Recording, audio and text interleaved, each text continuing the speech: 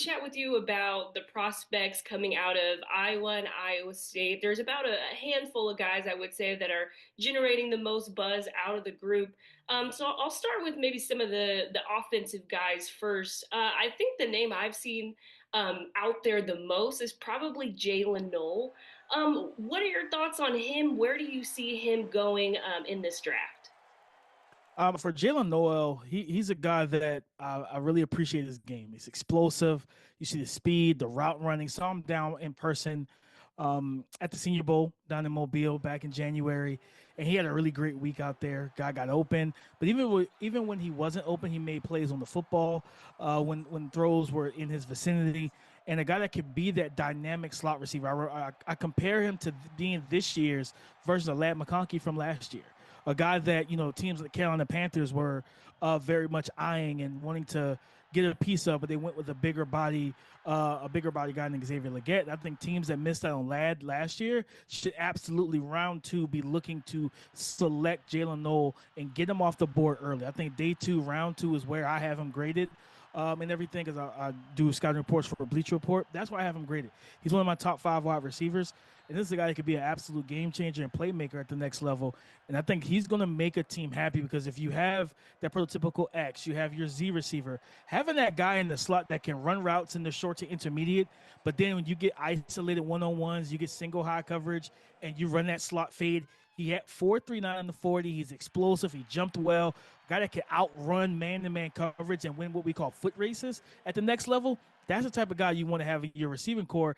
My phrase is you want to build your receiving core like a basketball team.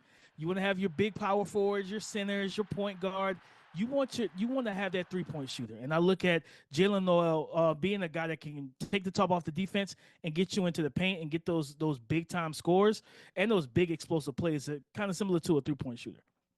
What also stands out to me, just having covered Jalen these last several years, is he's smaller, but he's tough as nails. He's a guy that's not afraid to go over the middle. He's not afraid of taking big hits, and he'll usually come down with the ball still, even if he gets Mm-hmm. blown up. I mean, how impressive is something like that? Because it seems like there's not as much of that in today's NFL. So I imagine that kind of helps him stand out a little bit as well. Absolutely. In today's football, in today's NFL, like, yeah, it's not as physical it was in the 90s, the 80s, or even the 2000s, but you still need guys that have that dog in them, guys that are going to be tough and be gritty.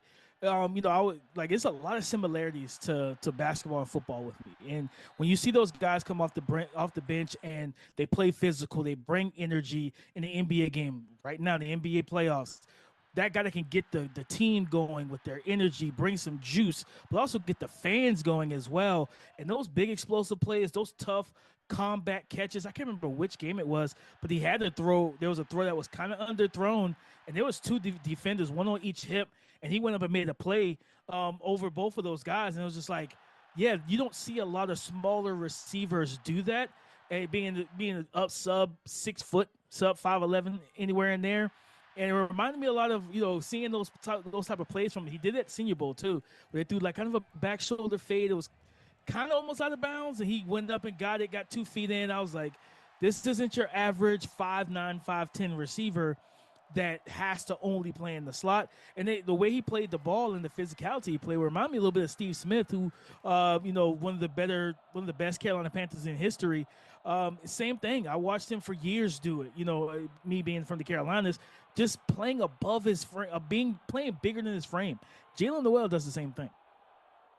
Yeah, so going off of that, I want to ask you about his counterpart there, Jaden Higgins. The two of them were the best wide receiver duo in the country last year, both over 1,000 yards on the season. I want to ask you about your assessment on him because you mentioned there were a couple things you saw at the Senior Bowl that possibly could make him go a little bit lower than people maybe originally thought. What are some of the upsides and maybe some of those concerns you saw? Where do you see him landing? It's day two for Jaden Higgins as well. I think at the Senior Bowl he had some struggles early separating, but it felt like watching him. It was a guy just doing a little bit too much in his head, thinking too much.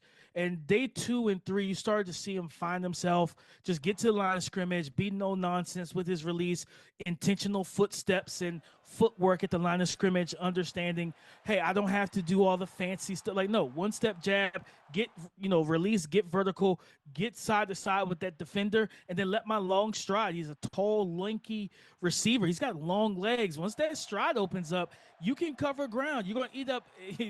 He's not compared to Usain Bolt, but when you watch Usain Bolt in his prime, yes, Tyson Gay was a extremely fast guy himself. But when you're 6'5", 6'6", and you have that stride as well as speed, it's just really hard to keep up with a guy like that, where one of his steps are eating two of yours. And that's the type of thing with Jaden Higgins. I saw him start to settle in more at the Senior Bowl. I think that's going to be a big thing for him. He brings versatility. I think for him is getting to the NFL. If an NFL offense coordinator watches him in camp and they say, you know what, like he doesn't work as well as we want outside, he could be an outstanding power slot. That big body guy, that those 5'9", 5'10" nickels are going to have a very difficult time getting a hold of, limiting his movements at the line of scrimmage. He's got ball skills, of course, that size and the height. And again, the NFL, they play a lot of zone, especially early in downs. He thrives against zone. Like his ability to urgently press with a vertical stem, push guys back up field, make them think he's going to take a go route or a post, and then he just easily rotates and turns in the middle of the field as a big target, being able to find those voids against zone, settle into them. Quarterbacks love that, especially between the hashes in the middle of the field, where hey, I need to be able to see who's coming in and out of zones. And when linebackers are dropping off, safeties are passing guys around, and when you cut in and settle in and you see 6'4", 6'5", long arms, you're like, yeah, I can get this ball to him, because not only could you put it on the numbers, you can put it above his head and above the head of those defenders, because he can go up and get the ball as well. This is a guy that's going to be he's smooth. He's got some silkiness to his game, and I like what he brings to the table, whether it's the back shoulder fade, red zone, being able to just isolate him one-on-one, run the quick slants. He's got for a big receiver, he's got good short area quickness. You don't see a lot of guys like that when you're big and you're tall, to have the footwork and quickness to be able to break guys off early in routes and get open. Yeah, he's one of those guys for sure that it's like if you're in third and intermediate, you need a first down. He's your go-to guy who can Absolutely. is most likely going to get that first down, and he can also probably break off a big play and get you 25, 30 yards, a chunk play out of it. Who knows, even a touchdown. He has that big playmaking ability, as well as that kind of safety blanket kind of ability to him, which I'm sure is a quarterback's dream. I want to kind of switch gears to the Iowa side and talk about Caleb Johnson, one of the, aside, underneath Ashton Jeanty, as one of the best running backs in the country. What have you kind of been hearing about him? Where do you think he goes? Day two for him as well. I have him as a second round grade. I love Caleb Johnson's game. I had a scout text me. It was probably a couple months ago, actually. He said he reminds me so much of Le'Veon Bell with the Steelers, and I was like, yeah, I can see that. I could definitely see it. The patience, for a guy his size, he's built like a freight train. This is a big physical running back, but he's fleet of foot. He's got really light feet, and working between the tackles, working in congestion, being able to just dip and dodge and like for a big running back. I remember watching some of his tape recently, just going back over his film, and I think may have been Nebraska, I think, and there was a crease, very small, and typically you see small backs get through there, and to watch him just get skinny, fit through, and explode out of that lane. And I was like, yeah, bigger backs don't usually do that. Like, that's a very innate trait for a big back, to understand to kind of downsize his frame a little bit, shrink himself to fit through those small creases, because if that's the only crease available, you got to find your way through it. And he does that. His vision is great. His patience is really good. He doesn't outrun his blocks. And one thing old linemen don't like is for running backs to outrun the leverage that they're creating. So he does a great job of that. And I think, honestly, he is going to be one of the steals on day two of the draft. Like, people aren't talking about him enough. This guy can catch the ball in the backfield. They didn't throw it to him a lot, but he looked very natural when they did. And when you have a big 6'2", 230-pound back, 25-pound back like him, who runs as physical as he does, cornerbacks typically make business decisions. They're like, I don't want to hit him up high. I'm gonna try and chop his legs down low, and he can't jump over guys, but he has that contact balance, that run physicality, the stiff arm. And I saw him on NFL Network recently on Path to the Draft, and they asked him the guys that he like studies and watches. Derrick Henry was the first name came out of his mouth. Derrick Henry talked about Walter Payton, which was near and dear to my heart. That's my favorite running back of all time. Sweetness, Walter Payton. And he talked about also Eric Dickerson, Hall of Famer from the from the St. Louis Rams. And so I think somebody's going to get an absolute steal with him. And the team that I think that people should watch out for in day two, especially if he slips a little bit into the late second to the middle third, it's the San Francisco 49ers. That's a team that I absolutely could see. He fits that running scheme to a T, and he could come in, be the supplemental back early for CMC and everything to help try and keep him like healthy throughout the season, and then you give him the keys to the castle after the year. Yeah, and what I found so impressive about him too is it was very obvious he was Iowa's only source of offense. That was what they were going to do. They were Mm-hmm. going to make you stop him. Very few teams could stop him, even if they were keying in on him. And that is impressive to do when teams sell out to the run and you're able to gash them for 100 plus anyway. It's just a testament to his playmaking ability, how to make something out of nothing. And he had mentioned too at the combine, he wants to be an every down back. Do you think someone of his stature, his build, could you see him kind of being the bell cow for a team, or how do you see that kind of playing out for him? Yeah, I think he could be the bell cow for sure. And I think he talked about it on, I believe it was Path to the Draft. We said the thing he's been working on this offseason has been kind of cleaned up this pass pro. And because that's a big thing. Like, it's the same thing with receivers. There's a phrase, if you don't block, you don't get the rock in the NFL. If it's a team that runs the ball, you got to block on the perimeter. For running backs, you got to pass protect. You got to keep that quarterback clean, because if the quarterback doesn't feel safe with you back there, he's going to look to the OC and say, I can't play with him in the backfield with me, because if we have to check to a max protection and he gives up the pressure, we're dead to rights. So I think him already knowing that, hey, it wasn't even a bad part of his game. It's just more some technical things with his hands and punch timing and things of that nature, latching his hands, things of that nature. If he could, once he figures that part out and get that down pat, yeah, I think he could be a 100% bell cow workhorse type of back. And not calling him Le'Veon Bell, that's a very lofty expectation. But I think if teams do get him functionally in the passing game, the screens, the checkdowns, just manufactured touches in space and get the blockers in front of him, this could be a 35, 40 catch running back on top of 250 carries at 1,200 yards. This guy could be a 1,400 yard from scrimmage type of back. I truly believe that he's one of my favorite in this draft. Genty is RB1, and I totally understand the love and the hype for him. But man, teams that say, you know what, we rather go another position in round one because this draft is loaded. Yeah, you run the wide zone scheme with some inside zone flexibility and pin and pull concepts. Look for Caleb Johnson. Definitely. So, before we switch over to the defense, are there any other guys coming out of Iowa State on the offensive side that you may think are maybe a sleeper or anything like that? One guy, Luke Lachey, the tight end from Iowa. Young man has battled some injuries earlier in his career and everything. Wasn't gifted with the greatest quarterback play in college football, but with his size, his strength, his catch radius, like he's more quicker than fast, but that's fine at the tight end position. You don't have to run a 4.4 to be a great tight end at the next level. I look at Luke Lachey as a guy potentially day three in a really good tight end class in general. I look at him and say, man, someone's going to draft this guy. They're going to bring him in as their tight end 3. And before you know it, he's going to be a tight end 2, 12 personnel. He's seeing the field. He's a willing and reliable blocker. You have to block at Iowa. You can't get away with not blocking at Iowa in the run game. He can do those things. He's soft-handed. He's strong. He can make some plays after the catch in space.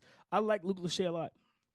Yeah, and I think Iowa just has such a great brand, especially when it comes to tight end you. And I think if he Yes. hadn't dealt with all the injuries, unfortunately, that he dealt with, he could have been right up there with your Sam Mm-hmm. Laporta. And I think, having that good reputation coming out of Iowa could certainly make teams think, maybe the numbers aren't eye-popping, but you see what he's done when he was healthy. You know the reputation, and I imagine they know if they get a tight end from Iowa, it's probably a pretty solid player. Absolutely. So let's talk a little bit about the defense. Going back to Iowa State now, I think the player I've heard the most buzz about is Darian Porter. Really impressed people at the combine. Kind of what have you heard about him? What are you seeing there?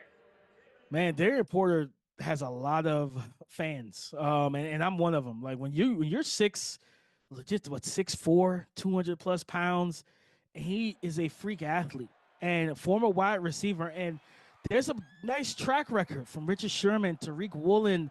There's multiple guys that played receiver first and converted to corner, and it worked out well for them at the NFL level.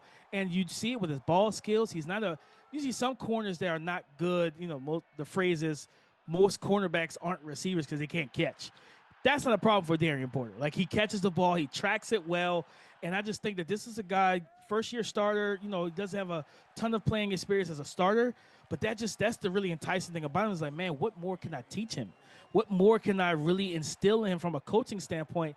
Because at the end of the day, it's a bet on traits type of league. When you can run with anybody, when you can match up size with a Cortland Sutton, but run with the Justin Jeffersons, the Jamar Chases. You think about it. For me, I think about a team like the Baltimore Ravens. Like, if you can get him on day two, you have Nate Wiggins you drafted last year. You have Marlon Humphrey, the veteran there. You have to deal with Jamar Chase and T. Higgins twice a year. That like terrible duo that you have to worry about. But you draft a guy like Darian Porter. He's a guy that can more than likely match it with T. Higgins from a size, weight, speed type of capability. Is why you just kind of, whether you double team Jamar, whatever you want to do. I think this guy is going to hear his name called probably second round. I think he's in that next bucket of corners for teams from what I've heard. I wouldn't be surprised second round if we hear his name, because it's just a simple fact that you can't teach that. What he has, you can't teach. I can work with you on reading from depth. I can work with you on press man technique, footwork, being patient, not rushing your process. All those things are coachable. It just takes time and reps to get comfortable. Being 6'4", testing 4'3", sub 4'4", jumping out of the gym, like, you can't teach that. You cannot give someone like that. So I think this is a guy that's really interesting. I appreciated his game in his film, and I'm actually excited to see where he goes, because I'm looking forward to watching and tracking his development in the NFL. Yeah, and he's also so good on special teams too. I mean, such a playmaker there, and that's kind of, he kind of made his name there before he transitioned kind of full-time guy as a starter on defense. And Yeah, so I just think when you have such a wide array of what you can do, and like you mentioned, not a ton of experience as a starter just makes teams think, well, wow, this guy's still got he can get so much better, and he's already really good. So that's absolutely. definitely exciting. Um, what do you think about Malik Verdun? I haven't heard a ton about him. I know Darian's kind of been the guy a lot of people have been talking about. Have you heard anything about Malik? Where do you think he lands in this? Oh man, well, when league is it's crazy. A lot of people don't really talk about the secondary. I think he's going to end up being that in that day three range, and everything. But like, when you look at, because I'm looking at his measurements, because I want to remember, I was like, he's a big kid, 6'4", almost 220, with 32.5-inch arms. When you look at that type of stuff, you say to yourself, okay, I can work with that. And the main thing is going to be, hey, coming in, finding that spot for him on your defense and in your team. And I think with his size, and his ability to, because this is a guy that when you really look at his game, he has the size and the movement skills and the strength and everything else to, what I want to, if you want to match him up against those big slots, you get those 6'2", 6'3" slots, 215 pounds. Yeah, some of these 5'10" nickels really can't handle that physicality down there in the slot. You can walk him down into there. I think there's also a guy that potentially can give you that, come in as a, because you see certain teams that run three safeties on the field, and they play too high, and then they go to nickel, or go to some nickel or dime packages, and he becomes that big nickel, big dime. You pull that linebacker off the field, you put Malik there, and you let him be that guy, because he's a better athlete. He has the size, and you think about tight ends.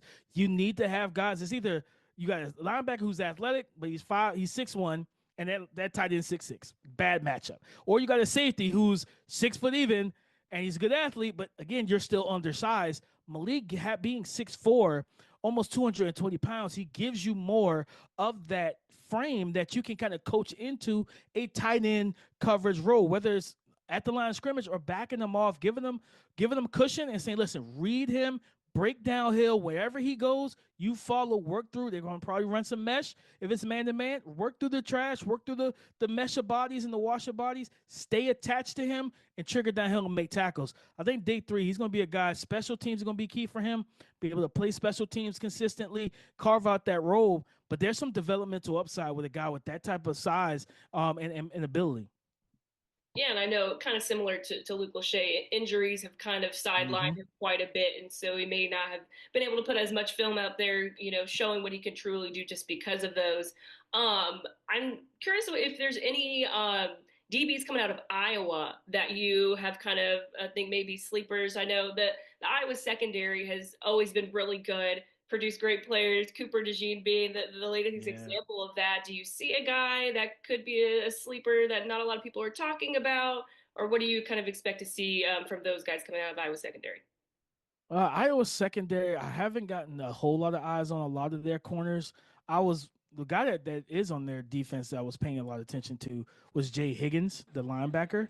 And I think this is a guy that, for certain teams, he's not going to be the ideal fit because this is such an athletic game and things of that nature. But when you watch him, you're like, okay, if he's the type of guy that complements the athletic linebacker, right? He's the type of guy that San Fran would draft, in my opinion, and pair him with Fred Warner, and now you have two physical downhill guys.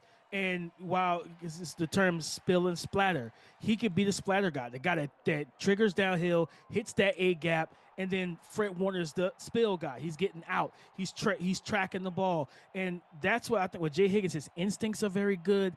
It's something about guys who they may not check every athletic box, but they're where they're supposed to be and they're where the ball is. And he has a nose for the football, whether it's dropping off in coverage, it's blitzing the quarterback, or playing the run downhill. I think he's going to come in and be a nice depth piece for a team at the linebacker spot, but also being probably one of the special teams leaders as well. And you can kind of see when you watch that defense on film that he's one of the leaders. He's one of the guys that kind of rights the ship, keeps everybody calm, keeps everybody mellow and everything. And he just plays level-headed. And it's great to have all the tools and traits, but sometimes it's better to just be a steady Eddie type of guy that can come in. I know what I'm getting. I know what you're going to bring. I can get you with value, and you can bring value to my team. Yeah, I guess before we wrap up, is there any guy that we haven't talked about that you think people should look out for, or kind of what are your final thoughts about kind of the prospects coming out of Iowa and Iowa State as we head into the NFL draft? Man, shout out to both of those programs. They did a great job recruiting, and a great job developing and giving guys being patient. A lot of times in college football, especially all the NIL stuff, it's easy to lose the kids' interest, and they say, "Well, I can get dollar signs here, I can do this there," but being able to coach them up as men, and you don't hear anything negative coming out about these young men from a personality standpoint, from a off the field standpoint. They're all typically buttoned up. They talk and come off very professional, and like they were prepared for this moment. I really like the prospects that Iowa State and Iowa has put into this draft class. I think there's a lot of talent there, and there are guys that are going to be, I think, can be big at impact and will be big impact players at the next level given the opportunity. Both programs, in my opinion, when these recruits see those guys' names called in the NFL draft, it kind of lets them know this is a place I can come, I can be developed, but also be developed as a man to go to the next level.